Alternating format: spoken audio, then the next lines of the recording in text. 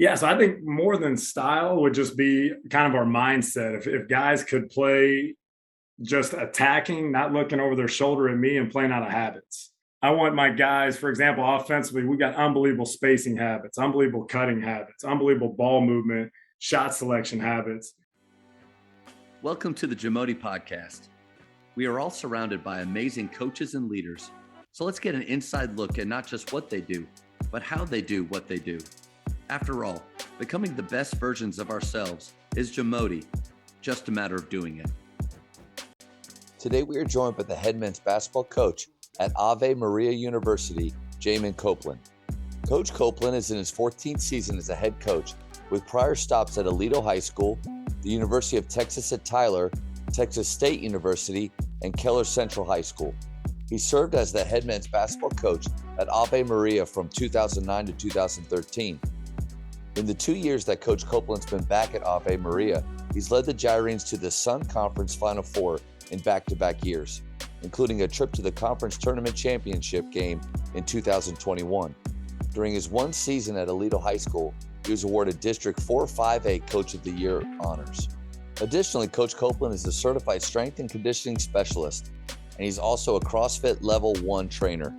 Before we hear from Coach, take a moment to subscribe to our podcast and follow us on social media at Jamon Podcast. There we go, Matt. What's up, brother? Coach, what an honor to get to do this with you, man.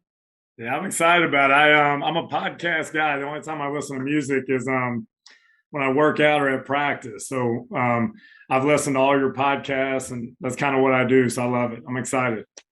That's cool. So first of all, thank you for that. And I mean, I'm excited for this because of our years of friendship. I've been able to either with PGC or working with Matt Garnett and just been able to be around you. But another reason is, and I think I've told you this before, but since you were 1 year ahead of me at Coppell, and as a younger high school player, whenever I would see you in the gym, I mean, it was a big deal for me because I thought you were one of the best players in DFW. And if I could be like you as a player, as a younger, that's what I thought. And so I still have that feeling, even with PGC, when I'd walk in and you'd be in there, I'm like, man, it's Jamon Copeland right there. And then I remember, hey, we're friends. It's okay. Like, you don't have to act like or feel like that anymore. So this is awesome. Well, you're a heck of a lot better player than me, Matt. So you definitely had some low standards. I don't believe that at all. What kind of music are you listening to when you work out? I like all genres, to be honest. So like, it just kind of depends on my mood. I can roll with country, rap, Christian rap, rock. It's usually one of those four genres that I'm kind of rolling with. Hardcore gangster rap. That's what you That's awesome. How's the fam doing, and how's the move been? You've been back there over a year now, so yeah, starting year 3, man. It's crazy how fast this went. I know it's we're loving Florida. It's a tough place to live, but I'll take the challenge. I saw a picture of you guys doing some team stuff out on the beach, and I thought, yeah, that's not too bad. No, not a tough life. But yeah, the family's great. 5 kids, 12 to 2 in the age ranges, and they're in all kinds of sports and school. So life is busy. Between everything that you have to do as a college coach, and then with all of those sports and activities going on with kids, how do you keep that all straight? Yes, like everybody asks that all the time. Like, man, how do you balance your job and work and family? And to be honest with you, Matt, like I don't balance it. To me, they're one and the same. My program is my family, and my family's my family, and my players are at my house all the time, and my family's at practice and weights and film and around our team all the time. When we do our community service, my family's there. My 2 older ones are just crazy about basketball. So they're at everything. They're at every film session, every practice. Like, we had open gym this morning where the gym was open at 5 a.m. They were there. That's awesome. So I feel like I don't have to balance it, and I know my situation's unique. I live a mile from campus, and it's kind of it's a smaller community, so my kids can bike and my family can bike. So it is definitely unique, but I love it. They're a part of everything we do, and my players are at my house all the time as well. I love that. I think you're right. If you do try to balance it, and I think when balance, people think separate. If you try to separate the two, It's going to be really hard. And one of the two is going to suffer greatly. Absolutely. Well, man, my first question, I think for you, since I've known you, I just feel like you're one of the most intentional people that I know, not just with the way that you coach and work with your players, but with yourself. I mean, always have been in incredible shape. When you look at, I always talk with Matt Garnett, like we just are not, we're nothing compared to Jamon. When you look at a team picture out at the beach, you're like, oh yeah, look at all these players. Oh wait, hold on, the biggest, swollest one right there, that's their head coach. Like, so you just got this next level. But I really do want to know, what are some of those daily habits that set you up for success? Yes, I'm gonna steal this line from Matthew McConaughey. I just try to sweat every day. Like I really do. Like I'm gonna work out every single day, and what that looks like kind of depends on how my body's feeling, my mood, my time. I love CrossFit, but as I've gotten older, like right now, I've been dealing with a knee issue for like 3 months. So, like yesterday, for example, I went and I swam laps, and I did a more of a traditional kind of bodybuilding workout. The day before bro workout, let's go. The day before that, I was Olympic lifting. I'll cycle some days. So I just try to get a workout in every day, and a lot of it is based on how I feel. And then my diet's obviously a huge part. That's the biggest part. I just try to eat. If it had eyes, I try to eat it, or if it grew out of the ground, I try to eat it. And if a dude in a lab coat made it, I try not to eat it. So the Doritos, a guy in a lab coat was making that to get me addicted. Yeah. I'm gonna try to stay away. And if it's a potato or chicken or something like that, I'm gonna eat it. Obviously, you're doing that for your own, for your health and for you to be around for your family and to be good. But how do you find that what kind of example that sets for your players? Like, is that a part of your process too? Because I think all of us as coaches need to be, we think a lot about X's and O's. We think about how we're leading and how we're communicating, but also, like Mono Watson says, more is caught than taught. So we want them to be in shape. Is that a part of kind of your thought process there? Yeah, it is. And I think for me to be at my best, I've got to do my daily habits like you talked about. I've got some spiritual ones I do as well. And I try to get outside every day as well. It's another daily habit. But the working out and the eating healthy is a huge part of kind of what gets me going. And I feel like I have a pretty good energy level and keeps my energy levels high. And yeah, I think, like you said, like Mono says, I think being a role model, we talk about nutrition and our guys taking their body and their craft seriously. And if we don't do that, how are they going to take it seriously? We're almost a farce. Yeah, I'm sitting here with a Snickers bar. Guys, listen, you got to be eating clean like that. And there's nothing better like than in a weight session. I might once a month hop in and I'll do the weight session with our guys. There's nothing better than throwing around more weight than your guys. If you're snatching more, back squatting more, that's a pretty good feeling. It humbles them a little bit too. I'm sorry to hear about your knee, but I'll be completely honest. There's a part of me that thought, oh wow, he's human. Like talk about some spiritual habits that you have daily. Yeah, so I'm going to start every day and end every day on my knees. When I wake up, I just want to thank the Lord for the day, and I just say the Latin word servium. I'm here to serve and help me be the best version of myself I can and do your will. And at the end of the day, I'm going to hit my knees before I go to bed and thank God for the day and ask for his forgiveness for the times I've fallen and I've sinned. And then I'm Catholic. And so part of that, I try to get to daily mass. I try to say my daily rosary, and I'm doing the Bible in a year. So I read the Bible every day. And I do that Bible in a year. It takes about 25 minutes a day. I'll do that as well. And that's kind of my daily spiritual habits. Man, have you ever listened to Father Mike? Father Mike Smith, yeah. His podcast, he's incredible. One, his voice is great. Like, I just like listening to him read the Bible. And then, but then his insight after is awesome. And I just thought of it because I've gotten away from listening to that. But yeah, no, it's incredible. When they take you through historically what was going on at the time. And yeah, I love taking that deep dive into it. And I love that on here I openly get into faith. It's not something I ever shy away from. And so for believers, obviously starting in prayer, that's convicting to me, starting and ending your day. I think last night I ended the day with Big Brother, that I was watching that. So like, thank you for that little reminder right there. But then I think people, coaches, even if you're not, in the faith or not believers, or starting your day with gratitude and ending your day with gratitude. Those are great practices. If you do it in prayer, awesome. But then making sure that, I mean, what a great way to start it, or bookend your days. And then probably we're less stressed. We're better coaches, better husbands. Why, all those things. Yeah. And it doesn't have to be, a 30-minute prayer session in the morning. It can be just 1 to 2 minutes on your knees at the beginning and the end of the day. And just, intentionally starting and ending your day in prayer with the Lord. Or like you said, if you're not spiritual, faith's not a part of your life, with gratitude, just get you in a better mind space. And that's a great nugget there too, because it's just like with working out, just do something, sweats in some way.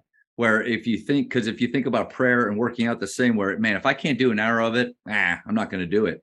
That's not good. So I completely agree. Something small. And again, it's about the intention and the why behind what you're doing, and not just a ritual, not something you have to do, man. You get to do this. So great Absolutely. Reminders there, man. What else with your day? Yeah. So, and then like I talked about, so my spiritual stuff, I'm going to get my workout in. And even if I have 15 minutes a day, you can get a heck of a workout in 15 minutes. Yeah. That's where you can get in more of the CrossFit. You're moving the whole time and really getting after it. And I try to get outside every day. I know I live in Florida, so it's a lot easier here. And my situation's different. I'm a mile from campus. I can walk to work. I bike to work. Matt, to be honest with you, I've driven my car since school started 2 times. That's it. Wow. It's either my bike, walking, or my golf cart. That's wow. So I try to get outside, get sunshine, and just I feel like it wakes me up. I'm a coffee guy, and I've tried to really limit that as much as I can. And I feel like in the afternoons, when after lunch, when my head's bobbing as I'm checking emails or watching film or whatever, if I just get outside and walk and make a call or meet with a player and walk as I'm meeting with a player, that the sun and the getting outside, it re-energizes me. Over the years here, I've been thinking, poor Jamon had to leave Texas to, leave his friends and his family to go back to Florida. And then I hear about what your days are like and what you're going through. So yeah, I don't feel so bad for you. And that sounds awesome, man. Yeah, no, we're blessed, that's for sure. The Jamon podcast is powered by Sideline Interactive.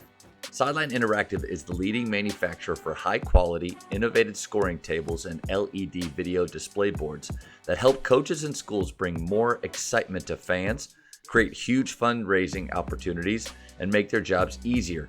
Visit sidelineinteractive.com to check out their amazing products. Interesting thing with you, Coach, is that this is your second time back at Ave Maria, where you're there for 2009 to 13 in that range. Yep. And then we're at some different schools, UT Tyler, Aledo High School here in DFW, and then going back. So, that's unique. I mean, I don't know how many college coaches go back to the same school, but what makes your program different there? Yeah, so it's a special place, like just the way they incorporate the faith. The faith is just interwoven into every part of campus life. Like, we do a team retreat with our guys every year. We're gonna start and end every practice with prayer. Like, just the type of music we listen to in practice. Like, it's special. There's just everybody's got a connection. Since we are an authentically Catholic university, people come here from all over the world. So it's not like when I was at UT Tyler, I loved UT Tyler. Like, Tyler's an incredible place. It's an incredible university. However, that's a regional school. The majority of the students there are from, East Texas, Dallas, Houston, and that's about it. Here, you're people from all over the world, all over the country. Like, on our roster, Matt, we've got guys from Kansas, Missouri, Nevada, Spain, the Bahamas, Michigan, New York, Ohio, Florida, Kansas. I mean, it's everywhere. So wow. That's unique. And then the fact that everybody's from all over the world, people don't leave, so everybody becomes like family, and it's unique. When I was here the first time, I had dreams and aspirations of being a Division I coach. So, and my wife was pregnant with our 3rd child at the time. So we wanted to get closer to family, took the UT Tyler job, and to be completely transparent with them, like, 2 days, I was like, what have I done? Wow. Like, I just knew. And UT Tyler is awesome. That's an incredible university. I have nothing but positive things to say, but I just missed this. This just fits me better. I'm a man I love my faith. I love my players, and just the easiness of access to your players. We only have 1,300 students, so I run into them, at the grocery store. I eat in the calf all the time. I have meals with my guys all the time in the calf. I've worked at Texas State, dang near 50,000 students, UT Tyler, 15,000, and you don't ever see your players unless it's at a team meeting, practice, something intentional. And here we have intentional times we meet with our guys, but the random times I think the most powerful. And you just randomly run into your guys all the time. I live a mile from campus, and my guys are at the house all the time. It just fits me. I don't know. Hopefully God's will be done, but hopefully I can die coaching. Maybe one of my guys will take a charge and I'll die of a heart attack and they can bury me outside the gym. That's your goal? Like that? That's my goal, man. I'm calling my shot. If I could. You were always so tough, and that just it fits perfectly with who you are. How are you guys attracting, because it's not a big school, how are you attracting kids from all over? Are they coming because of the faith-based nature of the school? Yeah, so like any team, I would say the majority of our guys, yes, but like any team, any program, not everybody. So a lot of them are attracted. We got an incredible location. We're in Southwest Florida. That's an attraction. A high academic. It's not easy. But like anything good in life, it's going to take a lot of work. And this is going to be somewhere you're going to have to work your tail off in the classroom, but you're going to get a meaningful degree that's really, you're going to have to really work for. I think that's attractive. The basketball's attractive. We get to travel a lot in our conference and non-conference.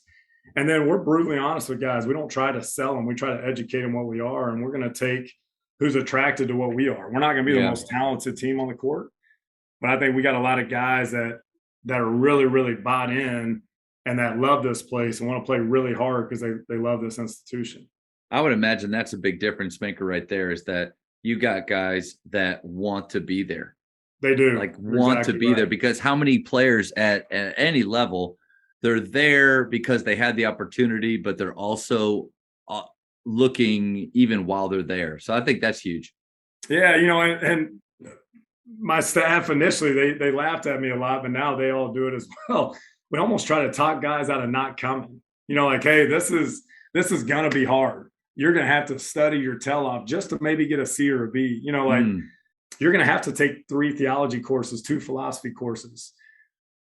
Is that something you want? And then I think the result of that, you get a lot of guys that really want to be there. Yeah. Because you're transparent up front.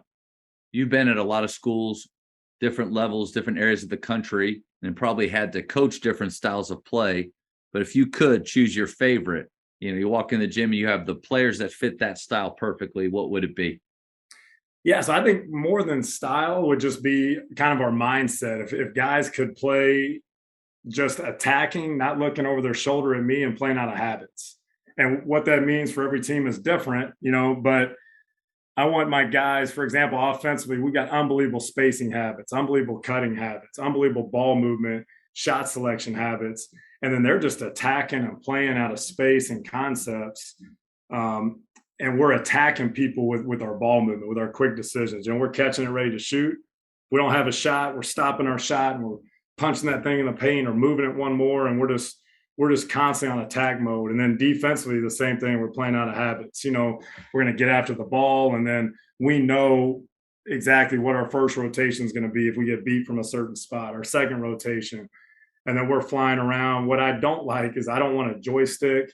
I don't think it's fun to play that way. I don't think players like playing that way. I don't like coaching that way.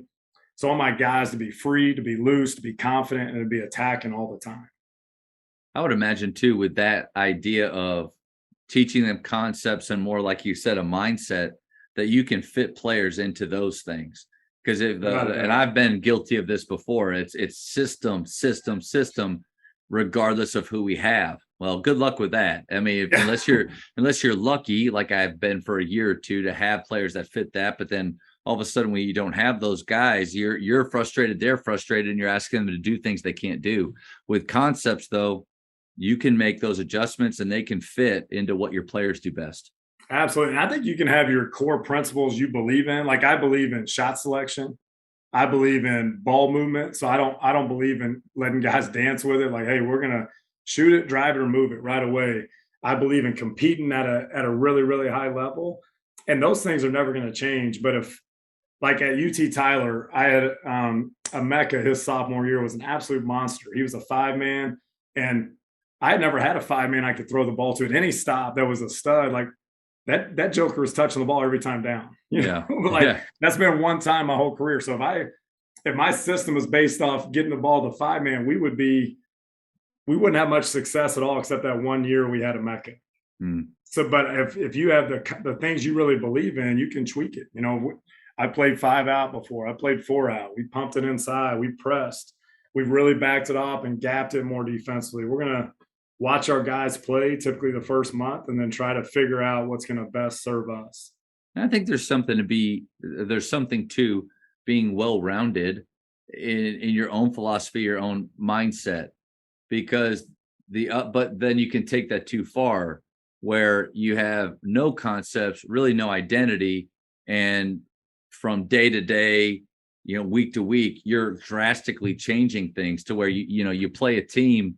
I don't know if you've ever felt like this. You play a team where after you're done playing them, you think, I don't really know what they were trying to do, like what their plan was or what their identity was. So you can go too far with the only concepts or changing them quite a bit. Yeah, absolutely. I think the importance too, and not everybody's in this situation. A lot of high school coaches, they'll just see their guys at tryouts. But if you have the opportunity, just really step back and just watch as much as you can.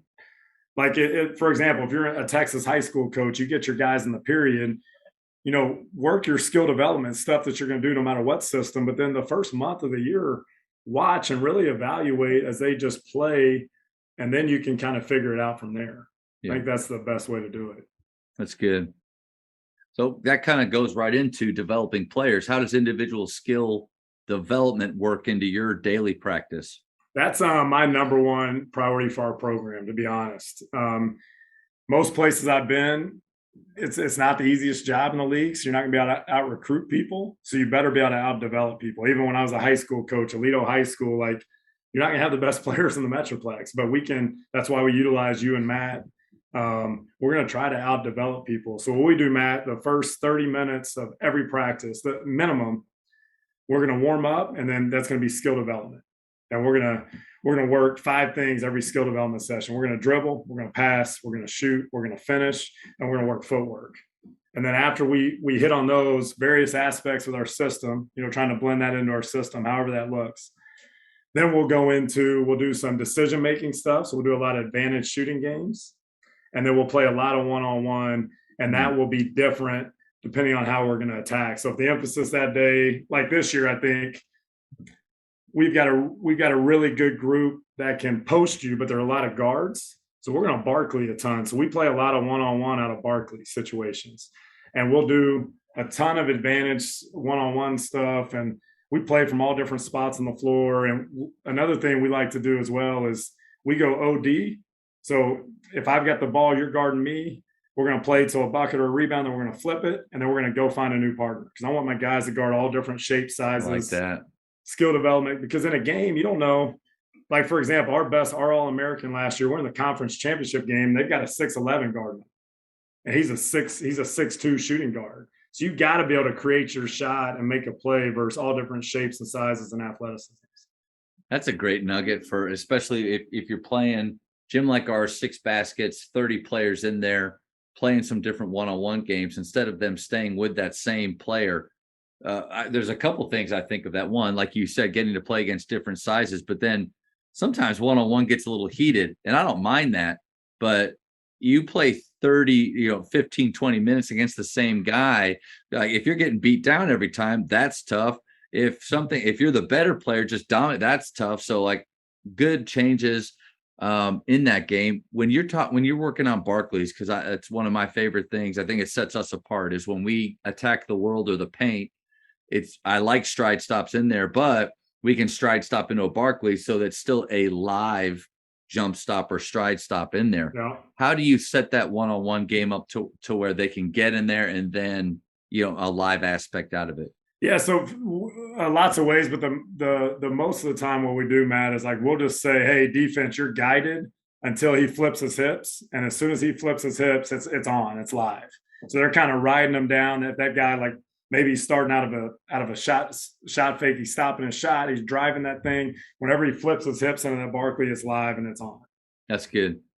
That's the majority of the time. That's kind of how we'll do it. Another thing with skill development, like college, I know high school is Tuesday, Friday. College, a lot of leagues are Thursday, Saturday. So like we even emphasize it, Matt, on our walkthrough days, which is our Friday day, and we'll just do everything stationary. So even on that walkthrough day, it's going to be stationary ball handling, stationary passing, stationary shooting. We won't go live on those days, but we're even going to prioritize and spend 30 minutes on it on walkthrough days as well. I've wanted to know from you, because of both the histories we have with PGC as directing, what habits or concepts have you really taken over into college coaching from what you learned at PGC? Yeah, the echo call. We're going to echo everything, and I saw that. I go to a lot of NBA training camps. The Spurs are big on that too with Pop. They just talking the game, so the echo calls we've taken away, playing in control off 2 feet when the time's there. I'm a little bit looser with 1 foot than PGC is, but I tell my guys, hey, if you have speed and space, let's go. Let's rock with 1 foot. Otherwise, let's play off 2 so we can make a better decision. We have more time. We do our daily So one thing I forgot to mention in our player development, we do like 30-second or minute drills, and a lot of it is the PGC habits. Like we'll catch and get powerful, we'll peak, we do all kinds of scenarios. We'll throw it to a player where they've got to save it, and we're under our basket, so they've got to throw it to the opposite end. We're never going to save a ball under our basket, or if they can't throw it to the opposite end, they're going to step out of bounds with it, and we'll do some habit stuff to start that player development as well. I think that's powerful, because how many times, and that's what I did get from PGC also, is how many times in games, whether it's grabbing a loose ball, peeking at the rim, getting powerful when as soon as you touch it, we see those things happen in games when we yell about it. Yeah, look down the floor. Like we're yelling in games for them to have habits that we haven't developed in practice. And I think that's a dangerous place to be as coaches. But those to hear that you do that at your level, to me, is pretty powerful. Yeah, and one more thing, Matt, I failed to mention for PGC is just the positivity. Now, I'm not like fake cheerleader positive, but I've gotten a lot better when somebody does something good, just celebrating the heck out of it. And as opposed to riding you for not blocking out, I'm going to let you know when you don't block out. But if I ever see you have an incredible block out, I'm going to go nuts and make you feel like the most special player in the gym. That way you don't want to repeat that habit. That was probably, to be honest, that's probably the most powerful thing I picked up from PGC. I think their culture is incredible. I completely agree. And again, you and I have a lot of similarities. One, in how we were coached in high school. I don't think Coach Chastain was rah or spirit. Yeah, definitely not. And then incredible coach, but definitely not. And then in college too. And then I would imagine you and I started out our coaching careers wanting to be like the people that we played for. And then also, like you said, I mean, natural spirit and the things that do happen at PGC, that was always a stretch for me, because like you said, I never wanted to feel fake. So for coaches out there that do want to bring more spirit, more positivity, like not doing it because that doesn't feel comfortable, that's a horrible reason, because we ask our players to get uncomfortable all the time. But you do want to find a way to make it authentic and real, because if not, your players will read that. Did you find that you were different coaching after PGC than you were before you went in there as a director? Yeah, absolutely. And to be completely transparent, like I love PGC for the culture. I think it's made me a better coach. Yeah. The camp aspect, I'm not really crazy about. Like I don't just like, I love coaching my team a lot more than I love coaching a camp and a camp environment. But the thing that attracts me to PGC is the people, the growth mindset of the athletes that are there. And I think it does. It makes me a better coach. I do feel like I became a better coach since I joined PGC and became a director. I really do. But I'm like you, the spirit aspect probably doesn't come as natural as it does to a lot of the other directors. and I'm just going to be myself. I'm not going to fake that. But I think I have became a more positive coach and probably a lot more fun to play for since I've been involved with that program. And that, I think that was one of the, not to keep talking about PGC, but I still love it. I think that was one of the good things about when guys like me and you were in it, was our sessions, you and I were probably similar. Yeah. In the way we ran them, because we ran them like a practice, like a team, trying to pepper in as much spirit as you and I are comfortable or can do and feel good about it. But the fact that like athletes can go to different directors and get good experiences everywhere, but different experiences, I think that was good. I got a question for you, and this is kind of like when I was talking with either other directors, basket instructors. There was like an urban legend about you that at one of your sessions you're talking with habits about to your players, and you said, "I'm a man." Or no, you said, "I take cold showers every day. I'm a man." Coach, is that true? Were you teaching them to be men? They had to take cold showers? Not entirely true, but I did mention cold showers. It was a talk about doing hard things. I said, like you can work that muscle like you can with everything. And I have, during Lent, I've had a Lent where I took cold showers a lot of times I will. But the "I'm a man" part, that's not true. That I'm a man. I take cold showers. That's definitely not true. Dang it. It's a heck of a story, though. Yeah, it is. I'm going to keep it, though. Absolutely. Keep using it. Yeah. Coaches, the Jamon podcast is powered by Ballology. What's your BSA score? The Ballology Skills Assessment is the only verified skills metric endorsed by the NAIA, NJCAA, and a growing number of NCAA coaches to discover and develop the best talent for your team. This 4-minute, 40-shot test can be taken free today on the Ballology mobile app. Elevate your game.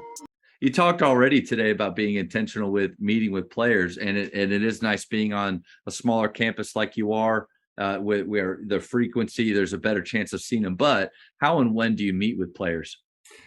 Yeah, so we meet with them two ways, and I'll go over the scheduled ways we meet with them first, and then I'll cover the random ways as well, which I spoke to earlier, I think are more powerful. So one thing that sets us apart, and Jake Deere, one of my former assistants at UT Tyler, he's the one that brought this to me. I think this is the most powerful thing we've ever done as a program. We do, and you can't do this. I couldn't do this at Aledo High School. It just doesn't work with high school. But in college, I've been doing it since Jake came on. So that was my second year at UT Tyler, and I haven't stopped. Is small group team dinner. So I've got 4 assistants, but 3 that live in town. So we break our 16 guys up into four groups of 4 players. So on week 1, 4 guys will be at my house, 4 guys are at Coach Matthews, 4 guys at Coach Kleb's, and then Coach Sweeney, who lives in Naples, is always at Coach Kleb's house. So every month I get 4 guys at my house. We still do the traditional team dinners like everybody about once a month. But I think the small group dinners are so much more powerful because you've got 4 guys only at your house and they're there for a couple hours. You can really get into deep conversations and really break down some walls and get vulnerable with people. And that's it's been absolutely incredible. Anybody listening to this that can do that, I can't recommend that enough, is a small group team dinners and just rotate them through. So our guys, they're at once a week, they're at a coach's house 3 of the 4 weeks. That one group off. We have 3 different coaches' houses. So we do that. That's the most powerful. We do our weekly academic meetings. And then the random stuff we do that I think is really powerful is we'll grab a guy. Like if I feel I haven't connected with a guy in a while or a guy's down, like, "Hey, Jonathan, what do you got going on Tuesday?" He's like, "Hey, coach, I got class till 12. All right, we're going to go play pickleball. Me, you, and Coach Matthews and your roommate. Let's grab Lucas. Let's go play pickleball." And we'll do sports with them, which is a lot of fun too. Because I don't know about you, but I always feel awkward just a player sitting in my office. Yeah. And it's like the forced family fun, It's like, all right, we got to be here 15 minutes. You will get to know me. Exactly. I'm going to ask you. I'm just going to keep prodding you. So I would rather go.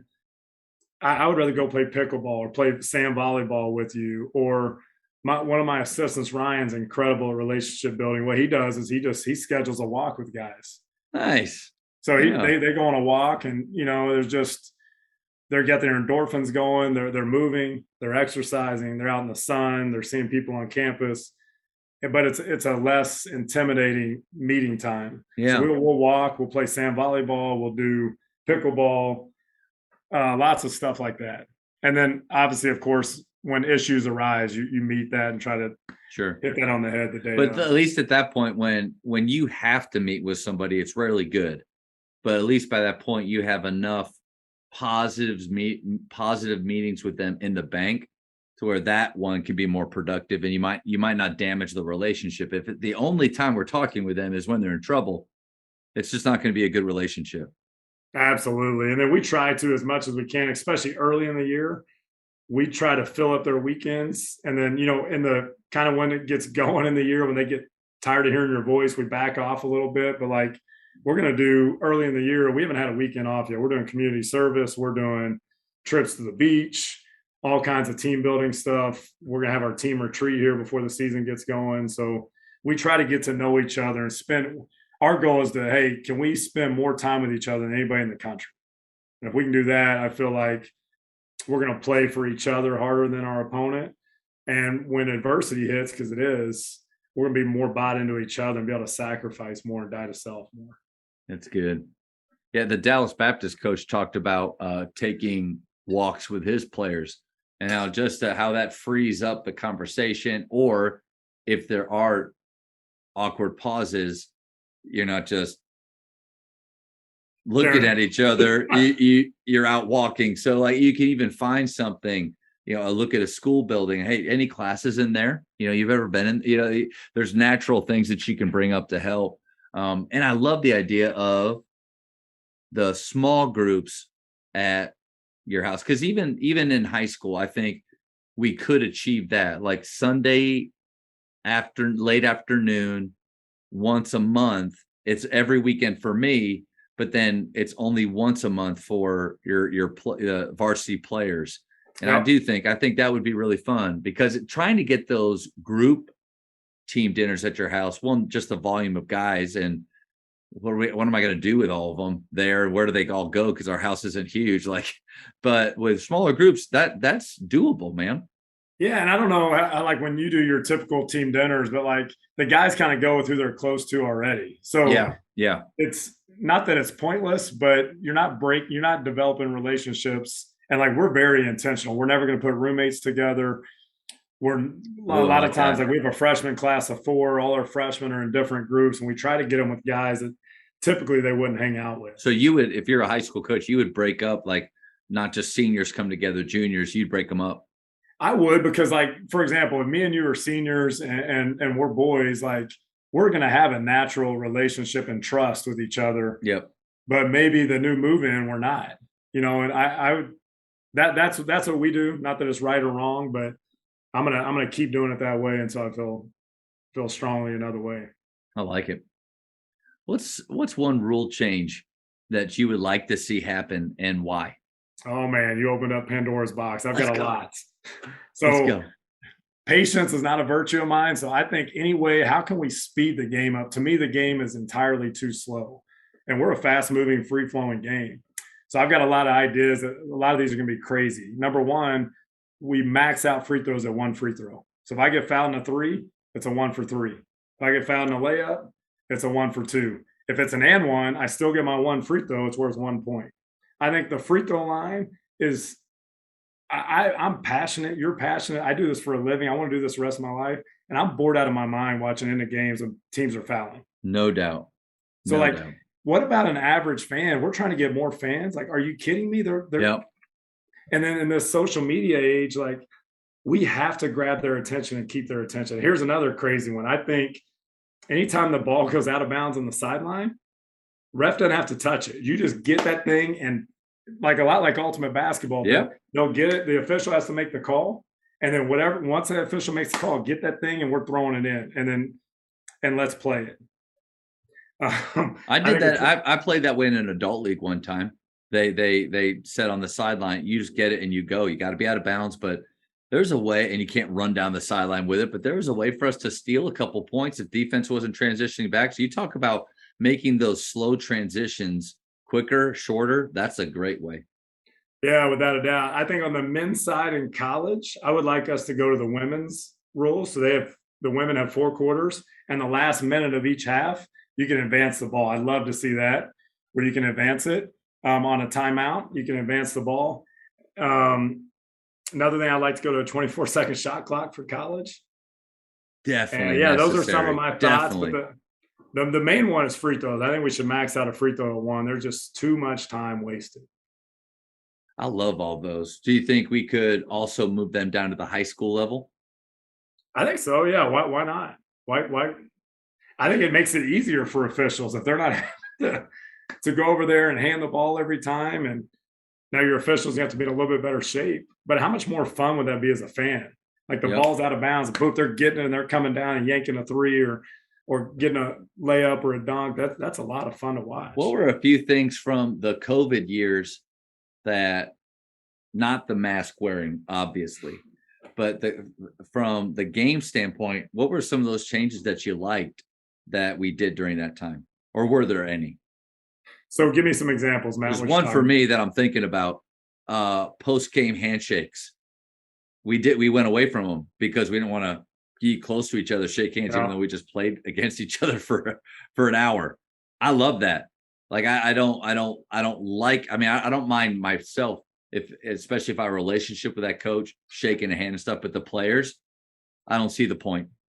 Yeah, in our league, that's funny. I never thought about that. In our league, I think we fist bumped, but we still did the handshake line. So really, to be honest with you, in our league, there was nothing during COVID much different, except the coaches had to wear the mask. I can't tell you how many times I got warned that year from our conference commissioner. Yes, sir. I'm sorry. I'll pull my mask up more. That's right. But I don't miss anything from the COVID years, to be honest. That was not a fun time. Another good change that we did too was we didn't have water jugs at the end of the bench because they had to bring their own water. We weren't sharing waters at all. And for me, that helped too, because I don't know how many times the JV game's about to start. Coach, we don't have any cups. I have to run to Target. This is high school problems, I guess, but I have to run to Target and get cups for the thing. And the Target cups aren't the same cups that have to go in that thing. So I just stacks on top. Coach, it's 2022. This year, we still don't do water jugs. If you come to Grapevine Faith, you better bring your own water. And that's been huge. That's been huge. You guys are rocking the red Solo cups from Target, man. Huge stacks of them just on, and then it never fails to the little knobs on. See, you got me going. The little knobs on those water jugs break off. So all of a sudden in the game, there's just a stream of water going onto the floor, and a kid over there trying to stop it up. Never again. Oh, even like I've noticed on those, when you press those Gatorade jugs, it does spray out. It's even hard to get it in a. You got to have a towel down. Regardless. That whole place is wet. It's just ridiculous. We can be better. You have to. See, that's funny that your adjustments like make sense to the game.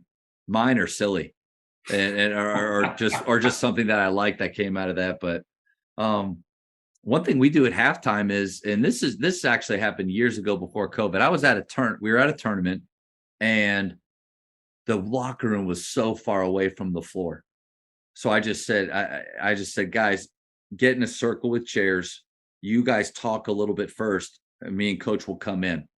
And I was standing there with my assistant coach, watching them as a team talk about the game. And I loved it. Like, I loved just getting to stand there and kind of watch it. And then I would come in and I'd grab one of the chairs. I'd sit in this little circle and I'd say, hey, all right, what did you guys think? What'd you talk about? And I'd hear what their thoughts. But then more importantly, it saved the 30 seconds to go in the locker room. And then it saved the 30 seconds back. So we were out shooting with 5 or 6 minutes left in the halftime. That's something that we still do. Even at a home game, we will not go back in our locker room. We'll just stay out there. And it's my favorite part of the game now. Yeah, no, that's a phenomenal idea. To be honest with you, I think the hardest struggle when I went from college to high school is that the half times are essentially half the time. They go from 15 minutes to 8. So like, I never got my guys out in time to get shots up. And how important, like, what's more important for them to feel good about their jumper and their game, or for them to hear me talk about how we're not rotating on defense or some adjustment they probably can't execute on the fly anyways. I love that. And we do the same thing with our guys, letting them talk. We're very intentional. We're going to give them a few minutes. But one thing I'm going to add that you just talked about it, I've never asked them, hey, what did you discuss? What's going on? I need to, that's a great enhancement. I'm going to add to mine as well. But we're intentional too. We try to get our guys out with at least 5 minutes so they can shoot or whatever makes them comfortable, stretching, shooting, getting their body going. Because you and I played, and so I do feel like when we watch the game, we can put ourselves into their shoes a little bit, but we're not there. Like we're not doing it. And so how often, I wonder, do I come in with 3 points that, one, either they've already discussed or they get it, or they bring up things that, man, that's a really good point. Like, or I realize things that they're struggling with in the game, or where they're off really on where we need to be on. And so it has been helpful for me a ton. Absolutely. And how many of us, like if you were to play and I was to tell you, hey, Matt, you're going to go sit, we're going to play a pickup game. You're going to sit for 15 minutes straight, or that's college, or 8 minutes in high school. And then you're not going to shoot a shot. I'm going to ask you to come right out and play the next pickup game. You're not going to be any good. No. But how many times, and I'm very guilty of this, how many times do we do that with our players and expect them to perform at a high level at the start of the second half? That's ludicrous on our part. I always thought too, a little bit of a mental edge where, let's just say we're beating them down with our shooting already. Well, hey guys, when they come out of the locker room, I want them to see you doing what we would call Yates shooting 4 spots and going hard. And like, to me, it's a little bit of like, crap. Like, did they even talk at all? They're already out there shooting. Like, I kind of like that. I don't know if it actually happens, but I like that. Absolutely. Coaches, the Jamon podcast is powered by Shoot 360. The future of basketball has arrived in Dallas-Fort Worth. Shoot 360 combines the latest sports technology with the fundamentals of basketball skill development. The result is a one-of-a-kind video game-like basketball program designed to improve your shooting, dribbling, and passing. Visit shoot360dfw.com to learn more and register for your free 1-hour workout evaluation. Shoot 360, the future of basketball is here. You've been coaching how many years? I think it's 18. I'd have to go probably one more year than you. Yeah. What are you in? You're what? 16, but I also took a few years. Then. Yeah. Because I know you've been doing it for a long time. You were a head coach at a young age. I was. I got very, very, very fortunate. Yeah. So, and at a bunch of schools, if you could go back and do something or a few things differently, like what would you do? Like 2 things, Matt. Number one is just like we talked about earlier, the importance of relationships and relationship building. I think towards the beginning, I always loved being in the gym with my guys, but I wasn't intentional about building relationships. I thought what we did in practice, what we did on the court was way more important. And now the older I get, I think it's probably 50-50, to be honest. Like for them to buy in and have trust and in their teammates and you is huge. So just really being intentional about building relationships. And it doesn't, like, I've got a lot of times, Matt, I've got to put in my practice plan, like, hey, I've got Lucas and Jonathan. I'm going to get in touch with them before practice starts. Just put my arm around them. Hey, what's going on? Lucas, man, you played your butt off last night. Or Jonathan, I know I didn't get you in. Here's why. Keep your head up. Your turn's going to come. So I think relationship building. And then on the basketball side, I think just less is more. The longer I do this, the more I do think less is more. Like if we're going to go and we're going to have an athleticism day or a conditioning day in the gym, less is more. Like instead of running 10 suicides, how about we drop that down to 4 and let's just go as hard as we can for 4. Or, hey, instead of practicing for 2.5 hours, how about we go an hour and a half and just really ramp it up? And let's be a lot more intentional as coaches and players with our effort and our execution. And I think 2 things. Number one, it's better on their body. So as a strength coach, as a sports science, like it's a long season. And then even bigger than your body is mentally. What are our guys like mentally going into a game? Are they excited about playing, or is it, man, I got to go to practice? Or man, I can't wait till spring break. I hope we lose in the conference tournament so we can go to spring break. I'm sure my teams have been there, but that's always my goal is, man, let's do less is more. So they're excited, just as excited the last game as they are the first. Man, those are great reminders right there. Have you ever heard of Lee Taft before? He was with PGC yeah. for a little bit. So I had him on and listening to him talk about building workouts for players and even sprint training. He said he talked about you don't have to go out to the track. He's like, you want to get your guys faster, better sprinters. He said, corner of the gym to corner of the gym, sprint 5 times. Yeah. Full speed, 5 times, 3 times a week. They'll get faster. But I mean, we talk like sprint workouts, or what I did is I sent him our weight room workout. And I said, for the spring, I said, hey coach, we kind of critique this. Tell me what you think. I think he took half this stuff out. Yeah. And he brought it back. He's like, this is what you need and maximize their effort here. And it was just like, but man, we're hardly doing anything. But it's right. It's less is more. And I think that also has a lot to it's the same for practice and what we're doing there. Yeah. It's as simple as it sounds. If you want to run fast, run fast. If you want to jump high, jump high. If you want to lift heavy, lift heavy. And it's that simple. It really is. Like Lee said, if you want to run fast, you better have your guys run as fast as they can, or they're not going to get faster. So if we're just running them 16s, 10-16s, like they're not getting any faster. They might get in a little bit better shape, but are they really getting in better basketball shape? Probably not. Yeah. You just get that from playing the game, So no, I agree 100%. I think along those lines, I mean, a challenge for all coaches is to read Brian McCormick's ebook, Fake Fundamentals, because that will really open your mind up to the things that basically will make you ask yourself, why am I doing what I'm doing? Is it the most efficient way?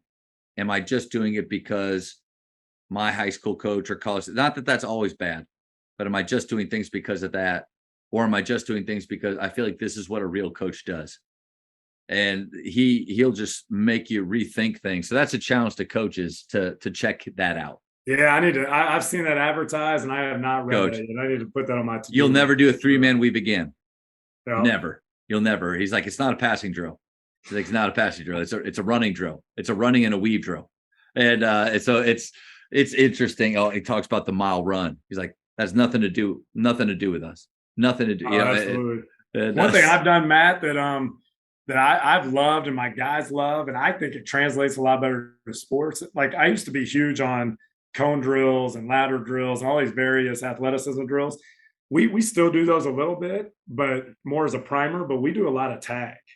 We play tag a ton, like, and all different types of tag. Like we might play one-on-one tag. Like if I'm it and it's one-on-one, we have the whole half court, I'm trying to tag you. And as soon as I tag you, the next group's on. And we do it just like we play one-on-one. So I'm going to go offense, defense, rotate, and we're going to get a new partner. And we'll do it where we have the entire team with the whole court and there's no tag backs. Like, and the guys love it. And if you just watch their stand back and watch their movement patterns, they're having to react. They're having to stop and start, change pace. I just think it's a lot more game-like and translates a lot better athleticism-wise. And your guys don't think they're running, but they're exhausted afterwards and they're having fun. Yeah. Well, I love that part.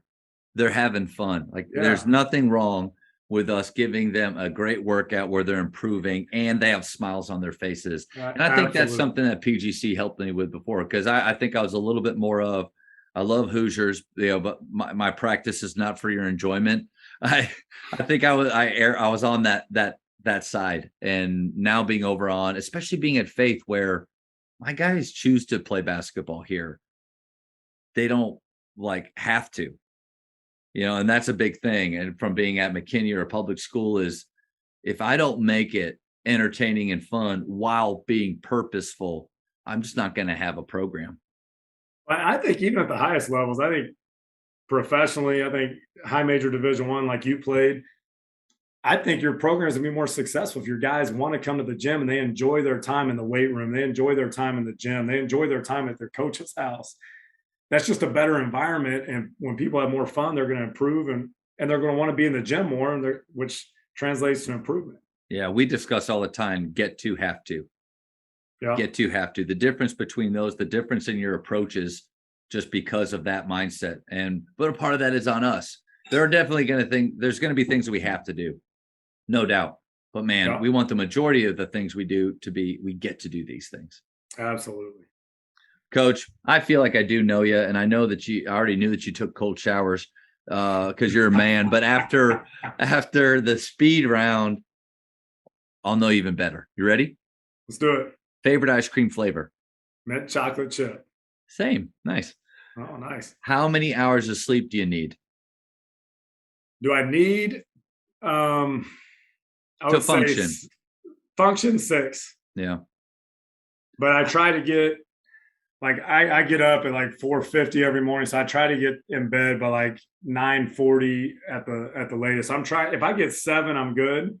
I can roll, but less than 7, it might be a couple of days it's going to catch up to me. Coach, you have 5 kids and they're young. How in the world are you getting to bed at 9:30, 9:40 at night? Early bedtimes, man. Early bedtimes. It's not even dark out yet, Mom. I don't care. Get in bed. Best basketball movie of all time. Man, I kind of like the new movie Hustle with Adam Sandler. Have you seen that one?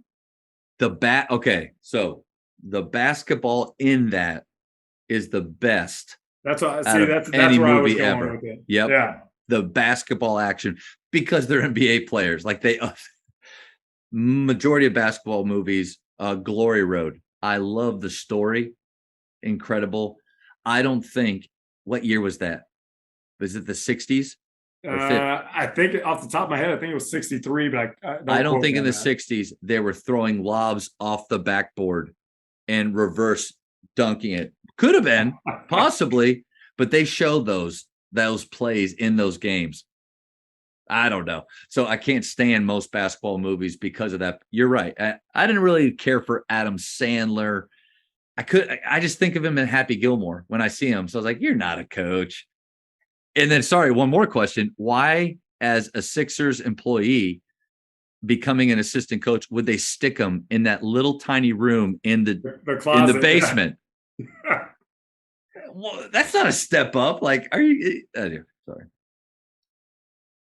That's all I got on that. I like it. No, the basketball was really good in that movie. I enjoyed watching. Let me ask you this. Does running up a hill in a certain time mean that you're ready? I would say no. But I did like the fact that Micah Lancaster was in that because I love the I'm Possible training stuff. And so I hate the hill, but I love throwing the ball through the tire. So maybe I'm off on that. For high school, I already know this, but shot clock or no shot clock? Shot clock. I think 24 seconds too. Let me ask you this. Going from college, yeah, I agree. Going from college, because when they say 35 seconds, all right, at least we have something, but that's an eternity. Going from college to high school, how hard was that year with the 45-minute possessions? Yeah, it's brutal. Do you want me to be transparent? It's brutal, and like scouting games and scouting opponents, it's not much fun. It's not fun to watch. Like, I wouldn't go pay $5 to go watch it. I wouldn't. I will never, unless there's a really good player, I don't think I'll ever just go watch a high school game with no shot clock, like for enjoyment. I'm not going to do it. Yeah. Now, if it had a shot clock and it was up and down and fast paced, like we talked about earlier, one free throw, yeah, I'll go. But I'm not. I love basketball. I'm not doing it. Love that. Texting or talking? I enjoy talking more. Favorite holiday? Christmas. In basketball, who is the GOAT? I think my age, I'm gonna say Jordan, no doubt, but probably favorite player ever for me is probably Larry Bird. Oh yeah, nice. Yeah, he's not the GOAT, but he's but I love getting to listen to the 80s and 90s players talk about playing him. Yeah. And how much trash he talked, but also just mentally what an assassin he was. He was a killer, like all those guys, like Jordan, like Magic, they were all killers. Yeah. Yeah. Favorite city in the US besides the one you live in? So I live in Ave Maria, so I'm going to say Naples, Florida is my favorite city, Nice. which is it's the closest town to us. It's a beach town and it's big time. If you ever vacation in Florida, it's a great place. All right. If you could travel back in time, what period would you visit? I think I'd love to go. I'd love to go and see. So what would that be? 30 to 33 AD when Jesus was in his ministry period. I'd love to be in that time. I'd love to be there, witnessing the miracles, and then watching his disciples still not get it. Because we read it, and we're like, how do you not understand with what you're seeing? But I'd love to be there. Yeah, for sure. Two more. How many cups of coffee do you drink per day? I think you mentioned this earlier. So one, however, it's a huge so I drink 1 gallon of coffee a day. Not a big deal. Exactly. And I didn't drink any coffee, Matt, until I had children. And then I was having one. I got up to the point where, I was drinking a lot. And so I've tried to cut back and I've gotten better. So now it's just 1 in the morning of a Yeti full of coffee. And I don't allow myself to have an afternoon cup. That's growth, man. Good for you. Tough day. Yeah. Last one, Godfather, Star Wars, or neither? Neither. Okay. Braveheart would be my favorite. Nice. That's strong. What age would you allow your boys to watch Braveheart? Now, to be honest, we would just stop it and fast forward it, and make especially through the wilderness scene. You can fast forward through that, but yeah, you think good. And really, to be honest with you, the violence part, like for my 12 and 11-year-old and even 8-year-old, that doesn't bother me as much. I just wouldn't let them see the sex scenes. Scenes. I'm gonna let my wife know that because I've yet to show my stepson or my son that they're both in high school now. I've yet to show them Gladiator or Braveheart, and I think it's time. Movies. I think it's time. And then Last Samurai, like all of those, kind of in that, that range. I think they all have good messages too. Yeah, it's not just violence for no reason. It's got really good purpose and meaning behind it. Coach, this was awesome. Again, thankful for your friendship over the years, but it was so much fun getting to talk hoops with you and hear how you run your program, some of your daily habits. This was awesome, man. Thanks for having me, man. I enjoyed it. Real quick, if coaches want to connect with you, follow you, what's some of the best ways they could do that? Yeah, so they can at our athletics website, AveMariaGyrenes.com. The staff directory, I've got my phone number and my email. Love for you to connect with me through that, or you can connect with me through Twitter. I'm not great on it. I'm not on much, but it's at Jamon Copeland, JamonCopeland. Awesome, Coach. Thank you so much for your time. Enjoyed it, Matt. Thanks. Thank you for checking out today's episode. Please take a moment to subscribe to this podcast, share it with your fellow coaches, and find us on social media for what's coming up next on the Jamodi podcast. It's just a matter of doing it.